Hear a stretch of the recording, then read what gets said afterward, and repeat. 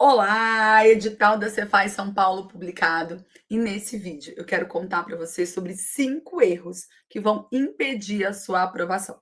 Então, se você está estudando aí focado para esse concurso que transformou a minha vida e que pode também transformar a sua, fica ligado nesse vídeo aqui. Eu já gravei outros vídeos aqui no canal sobre o concurso da Cefaz São Paulo, um vídeo no pré-edital, um vídeo no pós-edital. Vou deixar o link deles aqui para você, nesse canto ou nesse canto aqui. Depois vai lá assistir. Se você está chegando agora, seja muito bem-vindo, seja muito bem-vinda. Já clica aqui embaixo, já curte, já começa a me seguir.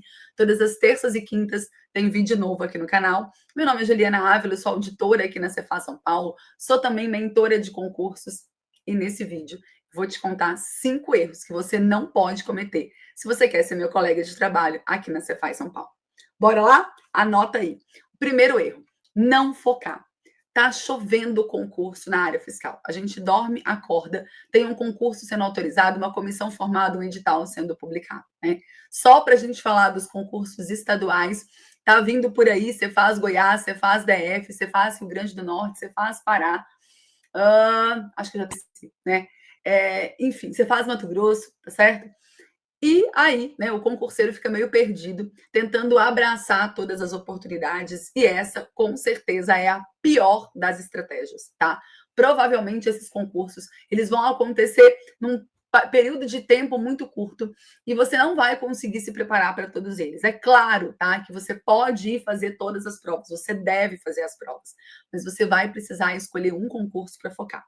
Até porque mesmo naqueles concursos em que a banca é a mesma, né? O que acontece, por exemplo, você faz São Paulo, você faz Goiás, você faz Mato Grosso, existe uma particularidade entre as provas, né? Se você pegar, por exemplo, a prova de você faz São Paulo de 2006, 2009, 2013 e agora o edital de 2025, você vai ver que é uma prova diferente das outras provas elaboradas pela FCC. Por quê? Porque isso é uma escolha do órgão, né? É o órgão que define isso, tá? A banca, ela tem o poder de escolher o que tipo de assunto que ela vai cobrar nas questões, tá? Agora, quais vão ser as matérias, se vai ter mínimo por matéria ou não, quantas provas vão ser cobradas e quantas provas vão ser aplicadas, isso quem decide é o órgão, né? Então a gente tem ali uma particularidade do concurso da Cefaz São Paulo, que faz com que seja muito difícil você conciliar as estratégias desse concurso com outros concursos que vão acontecer aí no curto período de tempo, tá? Se a gente avaliar aí que provavelmente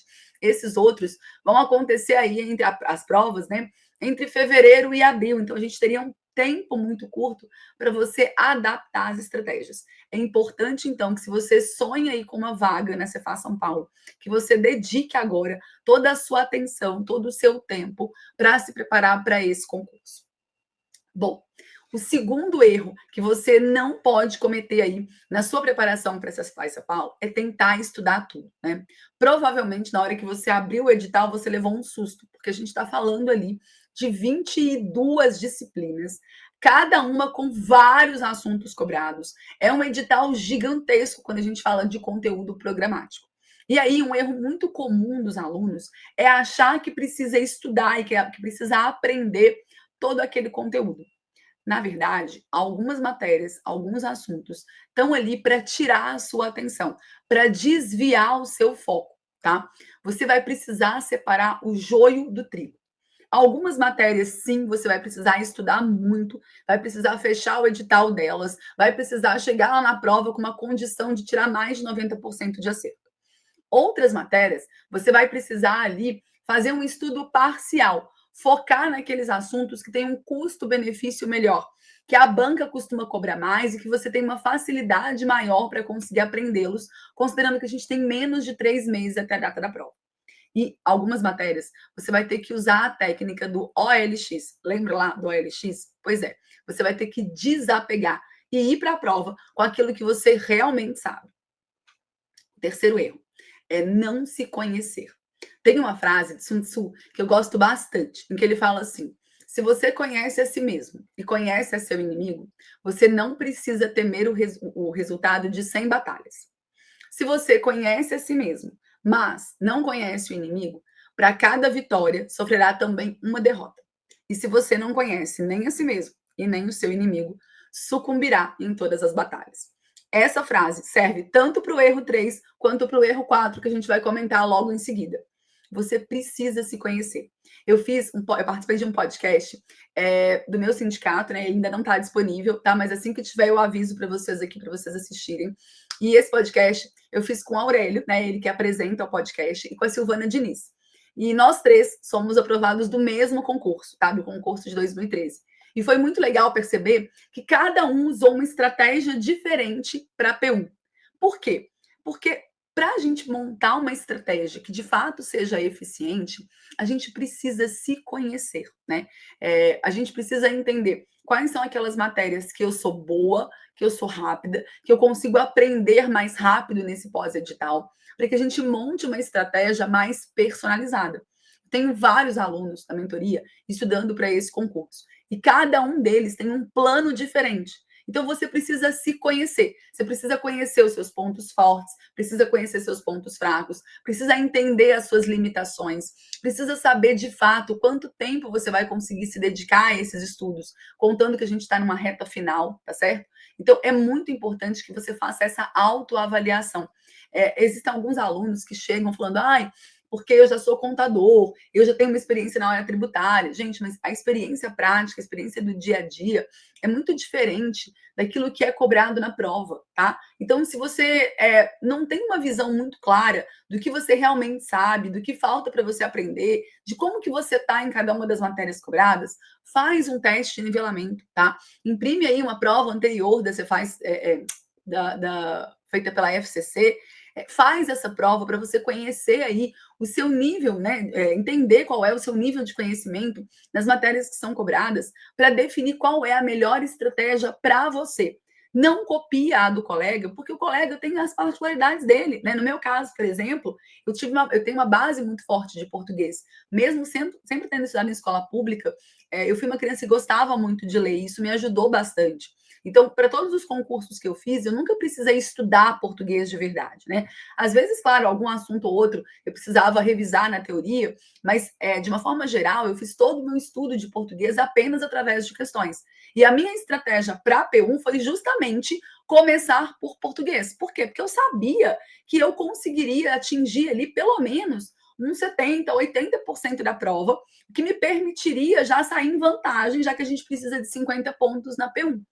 E aí, o que eu fiz? Durante todo o meu período, né, de preparação ali, eu estudei português, né, depois que o edital foi publicado, eu estudei português treinando o tempo de resolução de questões, tentando diminuir o tempo que eu gastaria para resolver as questões, e não para aprender português.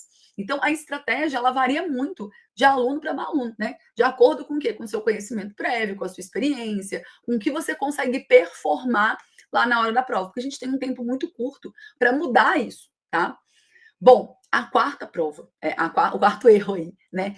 Você precisa conhecer o inimigo. Você precisa conhecer a prova, né? O concurso da Cefaz São Paulo, ele tem uma particularidade, se você não se atentar a ela, você com certeza vai ser reprovado, né? Se você reparar, a gente tem 3 provas nesse concurso da Cefaz São Paulo. A P2 e a P3, elas são provas que, de fato, têm como objetivo testar o seu conhecimento, verificar o que você realmente sabe, né? Porque escolher ali aqueles candidatos com maior conhecimento, principalmente nas matérias que a gente vai usar no dia a dia, né? Direito tributário, legislação tributária, contabilidade geral avançada e de custos, fluência de dados, auditoria. Então, a P2 e a P3 são provas que, de fato, você tem que ir lá para brilhar, tá? Você tem que ir lá para arrasar e para fazer a maior pontuação possível. Já a P1 é uma prova de sobrevivência. O objetivo da P1 não é só testar o seu conhecimento. É óbvio que ele vai testar seu conhecimento, mas não é só isso. O grande objetivo da P1 é testar a sua inteligência emocional, a sua capacidade de tomar boas decisões sob pressão. É isso que a P1 quer de você. É saber se você, candidato, consegue olhar para aquela prova com 100 questões e definir: opa, peraí, onde eu tenho melhor chance? Aonde eu consigo aqui performar melhor? E o que eu vou precisar deixar de lado dentro da minha estratégia? E aí, se você não conhece isso, se você chega na P1 sem saber desse objetivo secundário, principal da prova, na verdade, né? Na P1, o objetivo principal é esse: você acaba se enrolando, você acaba se desesperando. Você tenta fazer a prova pela ordem das questões. E aí, o que acontece? Você acaba não conseguindo fazer os 50% na P1. Não menospreze a P1. Ela é a prova mais perigosa do concurso da Cefaz São Paulo. E você precisa se preparar para ela. Você precisa chegar lá já com a sua estratégia montada e validada para que você sinta confiança de realmente ir para a P1, fazer o seu melhor, mas entender que é na P2 e na P3 que você realmente vai brilhar. E o quinto e o último erro que você não pode cometer é descuidar do lado emocional. Se prepare. O concurso da Cefaz São Paulo vai exigir de você resistência física e resistência emocional. Eu garanto para você que os próximos 3 meses serão momentos de intenso desregulamento aí, descontrole emocional, né? É a hora, por exemplo, do desespero, de você ver que está ficando muita coisa de fora, que você está esquecendo muita coisa que está sendo estudada, que o tempo está passando e parece que você não está avançando como deveria, né? Afinal de contas, o tempo é realmente curto, né? Você vai precisar ali treinar as suas estratégias de prova, vai precisar fazer simulado. Não menospreze, não minimize o cansaço. Fazer 3 provas num final de semana não é fácil. A gente está falando aí de 12 horas de prova dentro de um final de semana. Eu me lembro como se fosse hoje. Quando eu saí da minha última prova, eu não, assim, eu não lembrava nem onde eu estava, né? A sorte é que eu fiz prova em casa, assim, né? Eu morava em São José dos Campos e fiz a prova em São José dos Campos, isso me ajudou bastante. Mas eu saí da terceira prova muito desgastada, tá? Muito cansada, não conseguia fazer nada. Já fiquei doente na semana na sequência, assim, ó. Na terça-feira eu já estava doente, né? Por quê? Porque o sistema imunológico já teve uma queda ali. Então, não descuide, tá? Do lado emocional, do preparo físico, de se equilibrar mesmo, de confiar em você, de cuidar do sono, de cuidar da alimentação, porque essa preparação é mesmo uma maratona, tá certo? E com certeza, assim, depois, quando eu fui conferir meu gabarito, por exemplo, eu lembro que tinha questões na P3 que eu tinha errado e que eu falei, como assim eu errei essa questão? Não tinha lógica, era uma questão que eu sabia, né? Errei por quê? Errei por falta de concentração, errei por cansaço já, por já estar de saco cheio daquela prova, sabe?